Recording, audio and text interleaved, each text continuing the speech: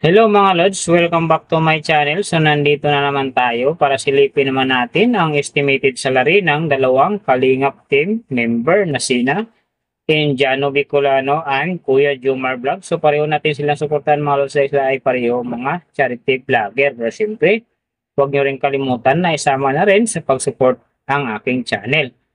So mga Lods, kung bago pa kayo sa aking channel, pakiclick nyo muna subscribe natin, and then syempre pakipost na rin ng notification bell para lagi kayong updated sa ating video. So ano po ba ang hinihintay natin mga Lods? Let's go!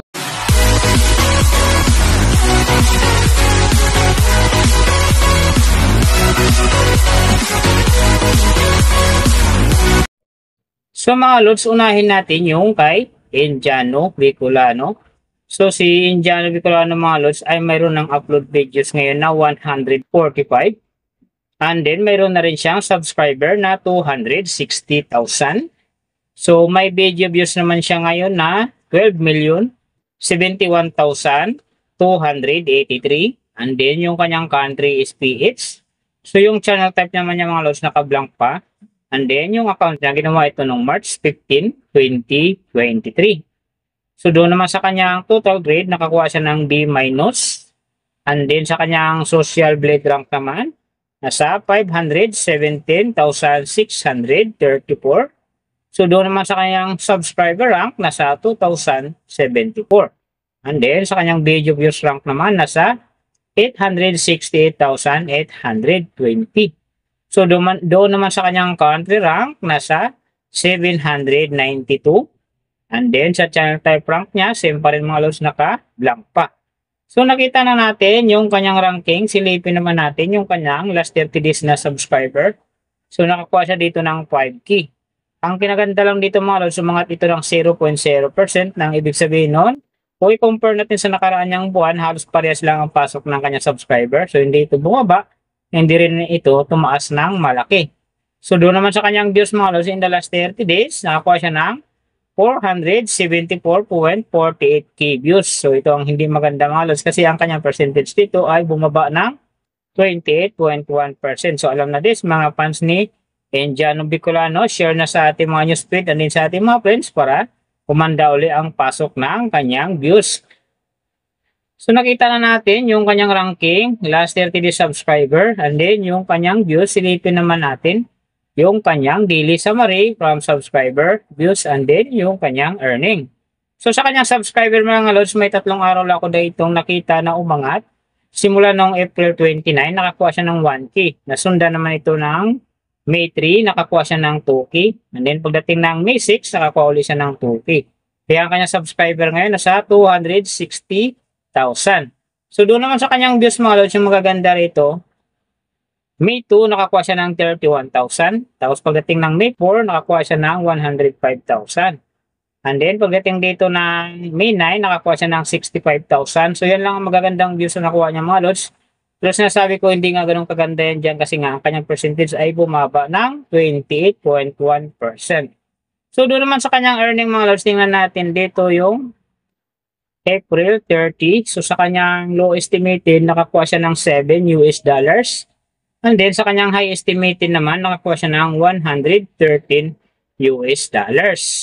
So ang mga yan naman mga Lods, daily summary lang. Mas maganda kung silipin natin yung naka-round off na from daily, weekly, and monthly para malaman na natin kung magkano na ngayon ang estimated salary ni Indiano Bicolano dito sa YouTube. So unahin natin yung kanyang daily average. So sa daily subscriber, nakakuha siya ng 167. And then sa kanyang views naman, nakakuha siya ng 15,816. So doon naman sa kanyang daily, low estimated ng kanyang earning, nakakuha siya ng $4. And then times natin sa 55, mayroon siyang 220. And then sa kanyang daily, high estimated naman ng kanyang earning, nakakuha siya ng $63. So times natin sa 55, mayroon siyang 3,465. So yan mga Lods, ang kanyang daily average. So pupunta naman tayo sa kanyang weekly average. So sa weekly subscriber, nakakuha siya ng 1.16k. And then sa kanyang views naman, nakakuha siya ng 110,712. So doon naman sa kanyang weekly, low estimated ng kanyang earning, nakakuha siya ng 28 US dollars. So times natin sa 55, mayroon siyang 1,540. And then sa kanyang weekly high estimated naman ng kanyang earning, nakakuha siya ng 443 US dollars. Times natin sa 55, mayroon siyang 24,365. So yan naman mga lods ang kanyang weekly average. So pupunta naman tayo sa kanyang monthly average. So sa monthly subscriber, nakakuha siya ng 5K. And then sa kanyang views naman, nakakuha siya ng 474,480. So doon naman sa kanyang monthly, low estimated na kanyang earning, nakakuha siya ng 119 US dollars. So times natin sa 55, mayroon siyang 6,545. And then, sa kanyang monthly, high estimated naman ang kanyang earning, nakakuha siya ng 1,900 US dollars. So, times natin sa 55, mayroon siyang 104,500. So, yan naman mga lods, ang kanyang monthly average. So, pupunta naman tayo kay Kuya Jomar Vlogs. So, si Kuya Jomar ngayon mga lods ay mayroon ng upload videos na 208. And then, mayroon na rin siyang subscriber na 147,000. So, may video views naman siya ngayon na 9,299,355.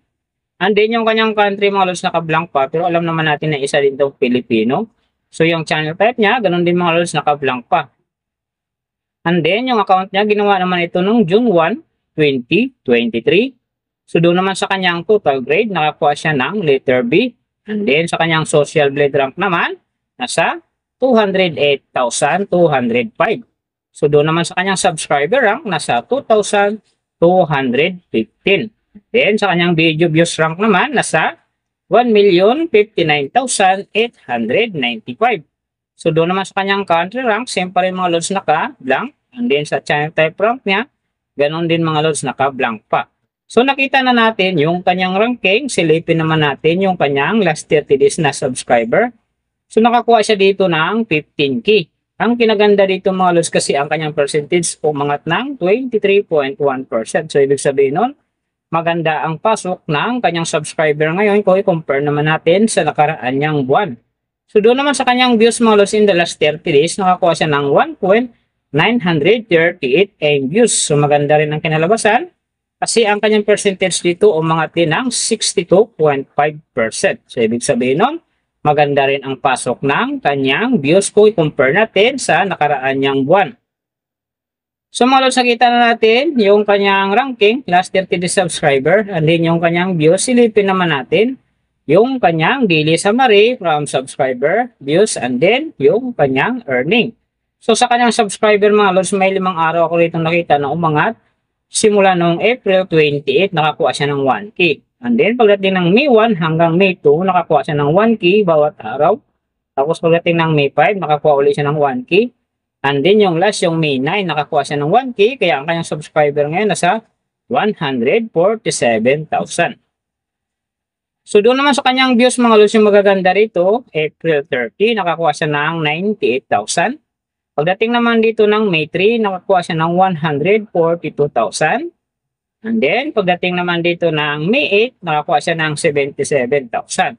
So, yan ang magagandang views niya mga lods. Pero sinasabi ko, maganda pa nga yan kasi nga ang kanyang kinalabasan dyan ay umangat ang kanyang percentage ng 62.5%. So, ibig sabihin, maganda ang pasok ng kanyang views. So, doon naman sa kanyang earning mga lods, tingnan natin dito yung April 30. So, sa kanyang low estimated, nakakuha siya ng 25 US dollars. And then, sa kanyang high estimated naman, nakakuha siya ng 394 US dollars. So, ang mga yan naman mga lods, daily summary lang. Mas maganda kung silipin natin yung naka-round off na from daily, weekly, and monthly para malaman na natin kung magkano na ngayon ang estimated salary ni Kuya Jomar Vlogs dito sa YouTube. So, unahin natin yung kanyang daily average. So, sa daily subscriber, nakakuha siya ng 500. And then, sa kanyang views naman, nakakuha siya ng 64,593. So, doon naman sa kanyang daily low estimated ng kanyang earning, nakakuha siya ng 16 US dollars. So, times natin sa 55, mayroon siyang 880. And then, sa kanyang daily high estimated naman ng kanyang earning, nakakuha siya ng 258 US dollars. So, times natin sa 55, mayroon siyang 14,190. So yan mga lods, ang kanyang daily average. So pupunta naman tayo sa kanyang weekly average. So sa weekly subscriber, nakakuha siya ng 3.5K. And then sa kanyang views naman, nakakuha siya ng 452,151. So doon naman sa kanyang weekly, low estimated ng kanyang earning, nakakuha siya ng 113 US dollars. So times natin sa 55, mayroon siyang 6,215.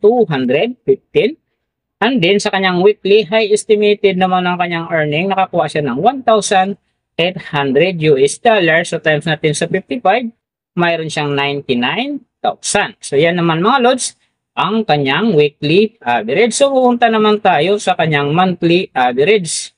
So sa monthly subscriber, nakakuha siya ng 15K. And then sa kanyang views naman, nakakuha siya ng 1,937,769. So doon naman sa kanyang monthly low estimated ng kanyang earning, nakakuha siya ng 484 US dollars. So times natin sa 55, mayroon siyang 26,620. And then sa kanyang monthly high estimated naman ng kanyang earning, nakakuha siya ng 7,800 US dollars. So times natin sa 55, mayroon siyang 429,000. So yan naman mga lods, ang kanyang monthly average. So, yung nababanggit ko rito mga lods or nakikita nyo is parang estimated lamang yan. Nakabis lang tayo sa Social Blade website. Isang public website na kahit sino pwede mag-open para malaman kung magkano na ang estimated salary ng ating mga iniidolong YouTuber, vlogger, or influencer.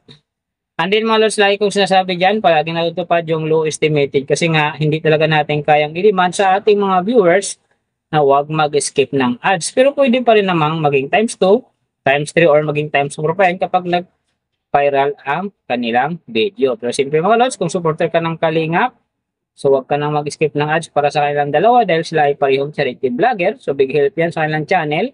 At saka siyempre sa mga tao rin na kanilang tinutulungan. Pero siyempre mga lods, huwag nyo rin kalimutan na huwag na rin skip ang aking ads. Dahil big help yan sa aking pangarap saka siyempre sa aking channel. So mga lods, kung hindi pa kayo nakapag-subscribe, pakiclick nyo ang subscribe natin. And then syempre pakipost na rin ang notification bell para lagi kayong updated sa ating video. So mga lods, big thank you sa lahat ng mga sumusuporta sa aking channel. Saka magsusupport pa lang. Ingat kayo palagi and God bless.